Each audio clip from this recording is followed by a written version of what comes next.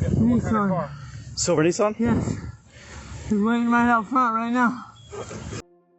Welcome back to Advocacy, Alchemy with Professor Ross. Today we have a good one, guys. We're headed to Orlando, Florida, where a seemingly confident suspect believed he could waltz out of a Walmart with a cart full of electronics, bypassing checkout altogether and heading straight for the emergency exit. But this case turns fast with a chase, a taser, and even a mistaken identity. So buckle up. We're diving into a real-life example of how theft, poor planning, and chaotic encounters intersect with the law. So with that, let's jump in. Okay, how much? So he took everything that was in there? It was in there, yeah. Okay, so you did get your stuff back? We did. Okay. After he walked out with it. But he did walk out with it? No, he left it right here because he jumped into one of the guys. The guy grabbed the card, him, and he ran away when he Okay. So orange shirt, what were the pants? You said khaki pants? Yes. Skinny guy, very white, like 5'6". Kilo for 4, I'm 1012 with LPs. They said it's a whiskey mic. He had an orange shirt, khaki pants. He walked out of the store with a cart full of merchandise. They did get the merchandise back, but they still want to press. Would you be able to obviously recognize him if you saw him again? She will. She would? Okay. Felony, how far did you see him going north? Did you see him past everything? 54, as soon as I made contact with the girls here on the side of the store, they pointed at him and he started running. And as soon as I went around the corner, I didn't see him. So maybe he walked into one of the stores. What is this stuff? Like electronics? Yeah, all electronics. Okay. Is it going to be over 750? Is it over 750? Yeah. It's going to be felony. It's all electronics. So when did you saw him in the store, obviously? He was in the store and the employee called me by FaceTime and they ran and behind him. And then he came out I came the middle way, and then when he saw that I was here, they were here, and the other guy grabbed the card, he went running.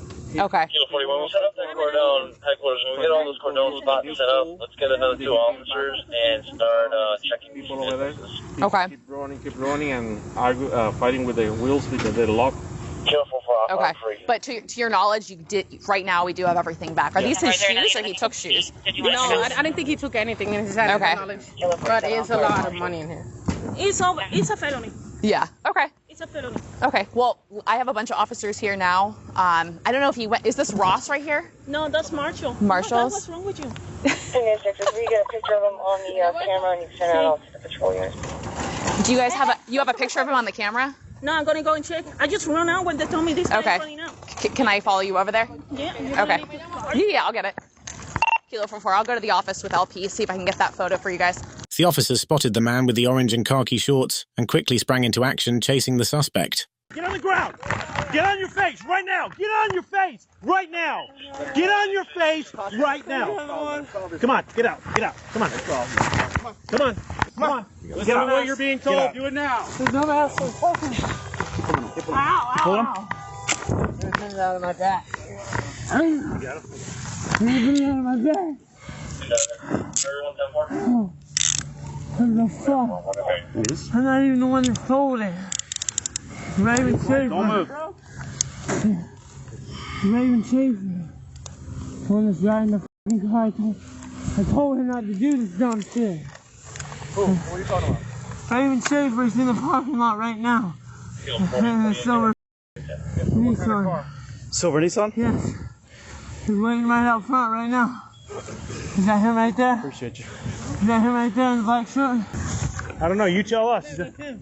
In the black shirt? On foot? Yeah, he was on foot.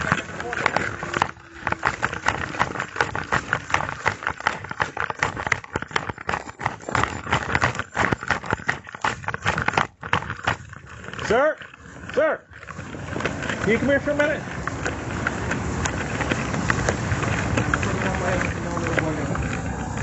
Sorry about that. Do you know that guy? No, I just hear in Okay, because he's pointing you out like he knows you. Can you do me a favor? Just come over here. I don't think he does. I'm trying to do it.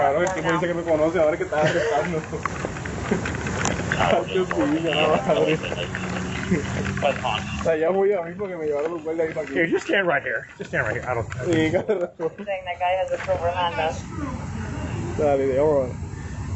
What's your name, bro? Gabriel. Hey, ask him what the guy's name is that he's supposed to be with. don't know him, motherfucker. I don't think you do. He's just, I think he's just messing with us. Where he was?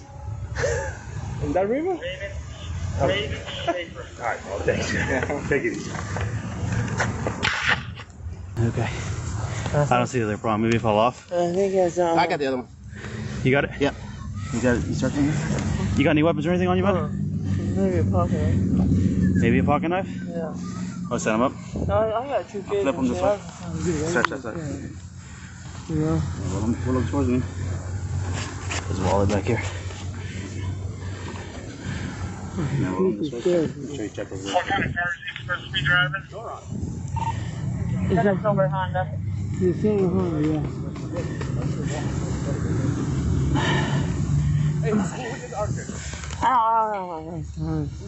Relax. Oh, you're cutting me up, man. Alvin. Ouch. All right. Yep.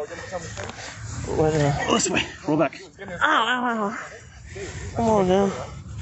Hold on, let me see you got no weapons. Alright, I ain't got no weapons on me. Alvin, you can't leave, bro. Dude, he's leaving. Hang on, man. Quit leaving. Alright. Don't tell me to fuck you. That's it. That's it. I'm gonna stand you up, right? What's this shit Walk on him my up, legs? up there. Come on. What's this shit? Walk up this way. Oh, let me get something. Yeah, it's the string. Come on.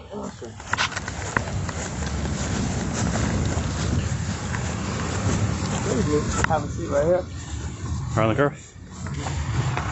Sit right here. Sit right here. Bend your legs. Legs up. Cross them. Cross them. Cross your legs. It's cutting me out, bro. It's really cutting me out. I'm out. Bye. Well, legs out, man. Legs out. Keep them out. Yeah. Keep them out and crossed. Thank you. No problem. I apologize, guys. Yeah. That's a little asshole. He gets me in trouble, I swear. I'm not gonna do that. So, I'm turning him in. I know he has a warrant. Okay. It's really safe, man. How do you know him? I know where he's at right now. Hey, man. Yeah, give me a second. I ain't gonna lie, I do got a warrant. You have a warrant? Yeah. For what? It's just, for not showing up to court. Okay. It's on, I gotta take care of it. Honda what? Huh? Honda what? What? What kind? Honda what? A Honda Accord. It's actually a buddy of mine's car, but he's letting my homeboy drive it. Hey, Legs out, man. Extend your legs and cross them. It's fucking hurting me. Legs out and cross. Do what I tell you to do. That's not the right guy, bro. I just figured I was in the area, so I figured it out. Fuck it. Let me tase this guy that's running. Because the guy was just running, so I tased him. He did commit a crime. Dave, that's not the right guy, bro. Dave, that's not the right guy. You're serious. Bro. He's going down. Dude, why would you tase him? That's not the right guy, bro. He ended up in the pond, but we pulled him out. Alvin's defense, he wasn't in the water when he got there. He fell in the water. I'm trying to get Costa to stop. Don't tell Costa. He was telling them to lay down in the water. No, I want him to get out of the water. Stand him up, please. Watch him go. Stand him up, stand him up. Stand him up. Stand him up. 1, 2. Ready? 1, 2, and 3. Up you go on your feet. Do me a favor. Face that way. Turn him around, please. He's that guy. He's that guy. Right there. The one with the orange shirt. Well, Oh my god, 1054, bro. Dave. Oh my god. Bro, doesn't look good. Don't listen to that. Right. That sounds like the Air Force, Are we going to get in?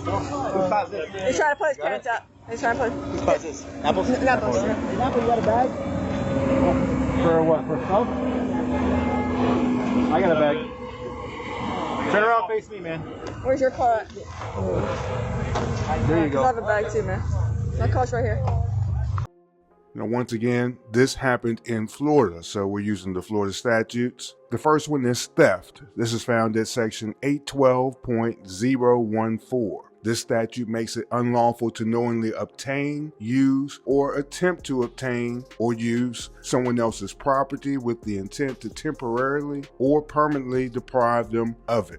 Let's talk about the felony threshold. Now, it's a certain value, so when the value of stolen property is $750 or more, it becomes grand theft in the third degree, which is a third-degree felony. And that penalty for that third-degree felony is 555, the 5 years in prison, 5 years of probation, and a fine of up to $5,000. Now, the second statute is resisting an officer without violence. This is found at section 843.02.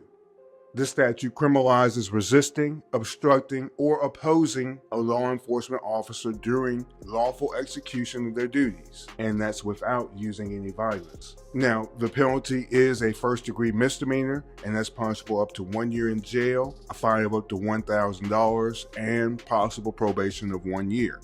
Our last law to look at is the use of force by law enforcement. This is found at section 776.05. This statute allows officers to use force, including non-lethal means like taser, when reasonably necessary to apprehend a fleeing felon or maintaining control and order. However, if force is used on the wrong person, it raises concerns about misidentification and reasonableness under the Fourth Amendment. Next, let's walk through our 6 levels of evidentiary proof and how they relate to this case. We'll start at the lowest and work our way up to the highest. First, you have mere suspicion. This is a gut feeling or a hunch that something's off, and it's not enough to actually take any legal action. A good example is an officer seeing someone standing near a Walmart exit with no cart but acting nervous. That might be suspicious, but it's not actionable. Moving up a level, we have reasonable suspicion. This is when the police have a reasonable belief based on specific, articulable facts that a person is involved in criminal activity. Now, this does justify a brief detention or a stop in order to investigate what's going on. Now, a good example is a man running from a Walmart who matches a given description, such as an orange shirt with khakis. And this would give officers reasonable suspicion to detain and question that person. Moving up one more level to probable cause. This level of evidence exists when the facts and circumstances would lead a reasonable person to believe a crime has been committed by this suspect. A good example is video footage, eyewitness IDs, recovered stolen items, all pointing to one individual creates probable cause for an arrest. Now, moving up one more level, we have preponderance of the evidence. Now, this standard applies in civil cases where someone's suing someone else for money, mostly. And this means something is more likely than not. It only requires just over 50% in your favor to win. We usually say it takes 51% of the evidence in your favor in order to win this type of case. Now, if this were a civil suit for false arrest, the man mistakenly tased, and this is an if, might argue that the officer acted without sufficient identification. The court would evaluate if it's more likely than not that a mistake occurred due to poor judgment, and then it'd be up for a jury to decide. All right, moving up a level, we have clear and convincing evidence. All right, this is a higher level used in some civil or administrative cases, and it means the truth of the facts is highly probable or substantially likely. This requires about 75% of the evidence in your favor to win this type of case. A good example is if the store footage clearly shows the suspect loading a car, leaving without paying, this could meet clear and convincing evidence threshold for maybe some internal Walmart actions like a civil demand or banning him from all locations. All right, moving up to our highest level, beyond a reasonable doubt. This is the highest standard used in every criminal trial. The prosecution must prove every element of the crime with such certainty that a reasonable person would have no doubt about the defendant's guilt. And that's what this level basically means. There is no other reasonable alternative besides the guilt of the defendant. A good example is to convict the actual suspect, prosecutors must prove beyond a reasonable doubt that he intentionally left without paying and that the merchandise was valued over $750. Now let's shift our focus and let's become a part of the jury and let's ask a few questions. All right, first, if you were a member of the jury and after you've watched everything, you've heard all the testimony, here's your first question. Does this video support that this man intended to steal the merchandise? Or does it have more support for it being a misunderstanding or accident? And there might not be enough to make any decision on that one. All right, next, was law enforcement justified in their use of force, especially the tasing of a bystander?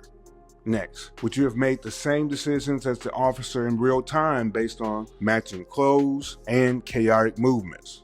All right, and finally, here's where your intuition comes in. Officers are trained to respond quickly. Did the instinct override verification here?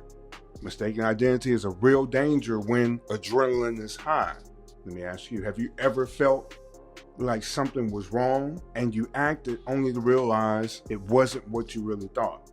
That's the push and pull between instinct and investigation.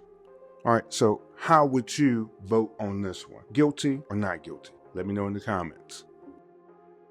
So, what's our lessons from today? First, theft over $750 is not a petty matter. It's a felony in Florida. Second, bypassing the checkout might seem clever to some, but security and loss prevention are always watching. Third, officers must act quickly, but mistakes can happen and they carry real consequences.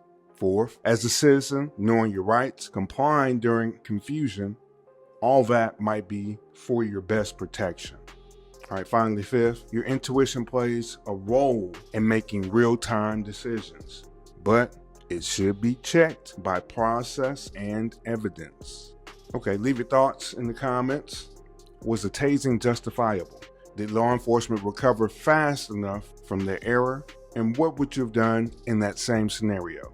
Remember, this is Advocacy Alchemy, and I am Professor Ross. I'll see you tomorrow. Everyone be safe out there. Have a great day.